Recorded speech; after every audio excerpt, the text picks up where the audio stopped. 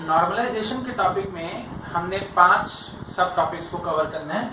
Functional dependency, closure, keys, types of normal form and cover. Okay, इन 5 topic के बाद हमारा नॉर्मलाइजेशन कंप्लीट हो जाएगा। और टाइप्स ऑफ नॉर्मल फॉर्म में हम लोग देखेंगे first normal form, second, third, BCNF और फोर्थ नॉर्मल फॉर्म की मैं थोड़ी बहुत इंट्रोडक्शन आपको जरूर दूंगा, क्योंकि सिलेबस में नॉर्मल फॉर्म्स लिखा है गेट में, ये नहीं लिखा कि up to third normal form या अप टू BCNF। मैं थोड़े बहुत इंट्रोडक्शन आपको फोर्थ की दूंगा। क्वेश्चन तो नहीं आया बट स्टिल थोड़ा बहुत इंट्रोडक्शन मैं आपको दे दूंगा। फिफ्थ नॉर्मल फॉर्म तक हमें जाने की जरूरत नहीं है, ठीक है। ओके, सो फर्स्ट टॉपिक है हमारे पास फंक्शनल डिपेंडेंसी। फंक्शनल डिपेंडेंसी को रिप्रेजेंट हम ऐसे करते हैं, x implies y, this is the representation. तो इसका मतलब क्या होता है, x फंक्शनली डिटरमाइंस y और y is functionally dependent on x, एक ही बात है। तो हम क्या बोलेंगे, x functionally determines y और y is functionally dependent on x। Okay, हाँ, अब डेफिनेशन क्या है कह रही है कि x functionally determines y if for each value of x we have a unique value of y। इसका मतलब क्या हुआ कि हर एक x की वैल्यू के लिए, हर एक यूनिक x के लिए हमारे पास एक यूनिक वैल्यू y की होना बहुत जरूरी है, ठीक है। हर एक x के लिए एक यूनिक y होना बहुत जरूरी है। तो मतलब ये थोड़ा सा मैं ऐसे समझाता हूँ। चलो देखो, जैसे हमने डायग्राम बनाया है, ये कुछ x है और ये कुछ y है। हाँ जी, तो हर एक x के लिए एक यूनिक वैल्यू है y की। दैट मीन्स ये बिल्कुल परफेक्ट है। अभी मत बोलना कि इन दोनों के लिए एक वैल्यू, कोई बात नहीं, इस पर्टिकुलर बात करो, इस x की वैल्यू के लिए एक यूनिक वैल्यू है y की, इस x के लिए एक ही वैल्यू है y की। That is the basic meaning.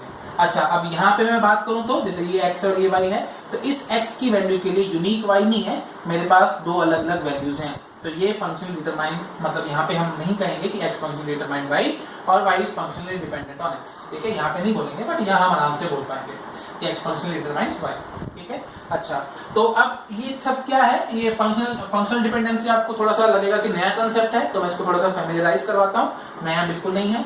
जो आपने कंसेप्ट ऑफ फंक्शंस पढ़ा है ना मैथमेटिक्स में, ये बिल्कुल वही बात है। हम कहते थे ना कि y is function of x, जैसे fx हम बोलते थे, y is equal to fx। तो इसका मतलब क्या होता था कि हर एक यूनिक वैल्यू के, हर एक x की यूनिक वैल्यू के लिए या हर एक x की वैल्यू के लिए हमारे पास एक यूनिक वैल्यू मिलेगी y की, ठीक है। जैसे हमने बोल दिया y is equal to fx या x स्क्वायर बोल दिया, fx क्या है हमारे पास x स्क्वायर है, तो एक किस्म से हम क्या कहेंगे कि x की वैल्यू के लिए हमारे पास यूनिक y मिलता चला जाएगा, ठीक है। हर एक x के लिए एक यूनिक y मिलेगा।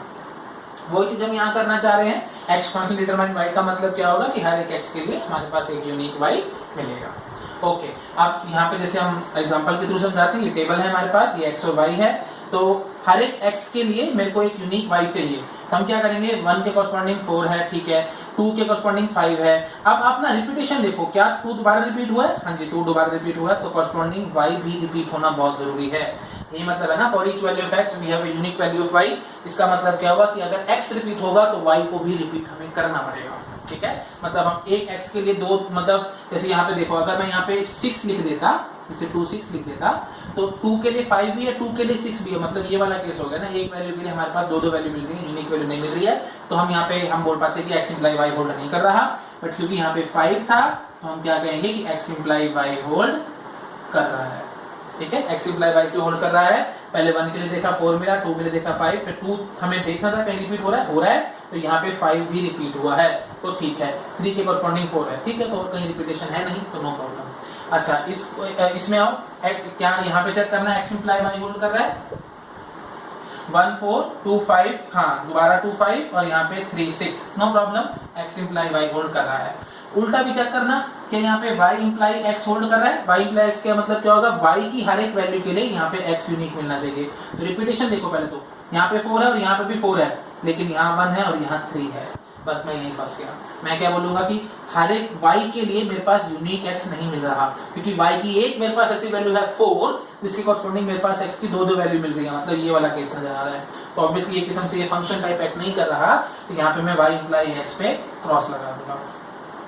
यहाँ पे जरा चेक करना, यहाँ पे देखो 4 के कॉरस्पॉन्डिंग 1, 4 दोबारा देखो, 4 कहीं है ही नहीं, 5 के कॉरस्पॉन्डिंग 2 है, 5 दोबारा देखो ये रहा, 5 के कॉरस्पॉन्डिंग 2 है, और फिर 6 के कॉरस्पॉन्डिंग 3 है, मतलब 5 रिपीट हुआ था और उसके कॉरस्पॉन्डिंग x भी रिपीट हुआ है। That means y imply x hold कर रहा है।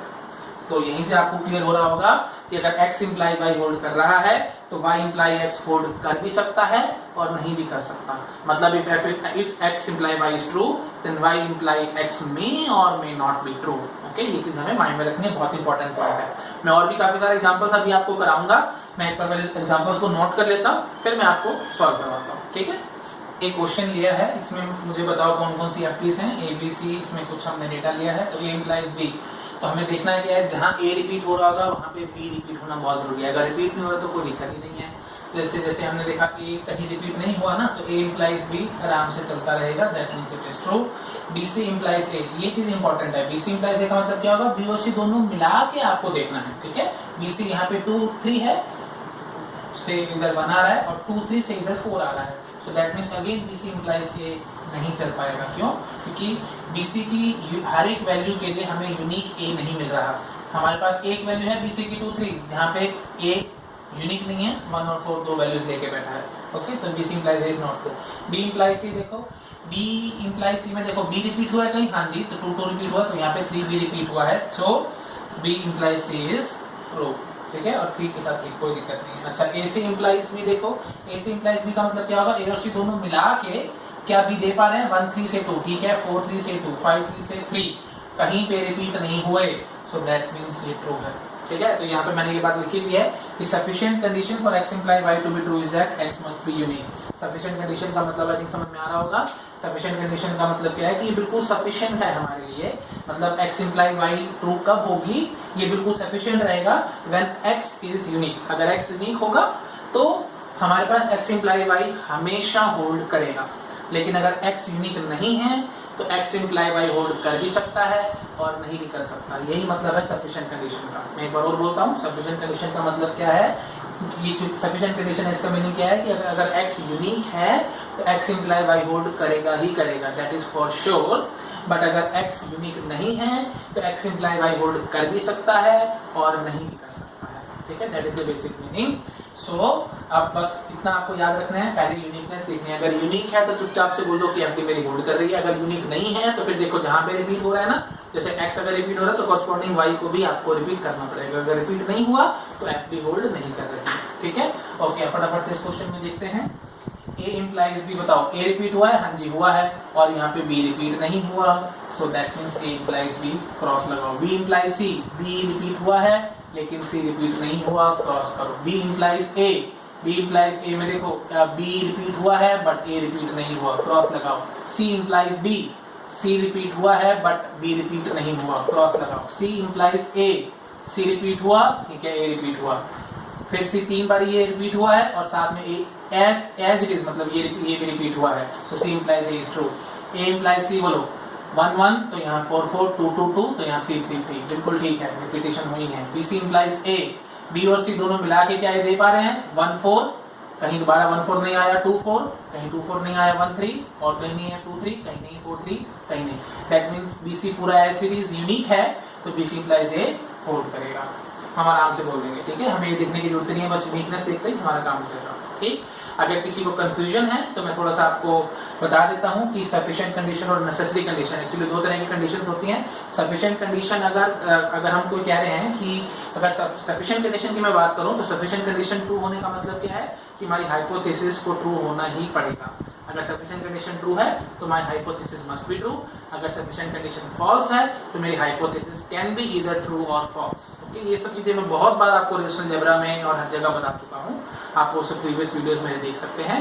और नेसेसरी कंडीशन का मतलब क्या होता है कि अगर नेसेसरी कंडीशन ट्रू है तो मेरी हाइपोथेसिस ट्रू भी हो सकती है और फॉल्स भी हो सकती है, बट अगर मेरी नेसेसरी कंडीशन फॉल्स है तो मेरी हाइपोथेसिस 100% फॉल्स होगी। ठीक है, तो यहाँ पे सफिशिएंट कंडीशन हमारी क्या है, x मस्ट बी ट्रू, और हाइपोथेसिस क्या है कि x implies y is true, so this is my hypothesis. Okay, हाँ, तो अब जरा इसको देखो कि अगर मेरा x ट्रू होगा तो मेरी जो हाइपोथेसिस है that means x implies y, ये हमेशा होनी है ना, ठीक है, कि x इंप्लाइज y fd तो होल्ड करेगी, लेकिन अगर x यूनिक नहीं है तो x implies y होल्ड कर भी सकता है और नहीं भी कर सकता है।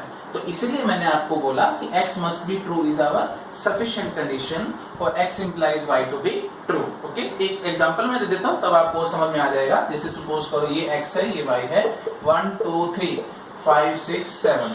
तो अब मैं यहाँ पे आराम से बोल सकता हूँ कि x imply y होल्ड करेगा ही करेगा। क्यों? क्योंकि x is always unique। अच्छा, और अगर हम ये एग्जांपल लें 1 1 2 1 3 6, तो यहाँ पे x imply y होल्ड नहीं कर रहा। क्यों नहीं कर रहा? क्योंकि x रिपीट हो रहा है और उसके बाद y रिपीट यहाँ नहीं हो रहा है। और अगर हम यहाँ ये लिखते तो 1 1 2 से 3 3 6, अब x रिपीट हो रहा है और y भी साथ साथ रिपीट हो रहा है, तो यहाँ x imply y होल्ड कर रहा है।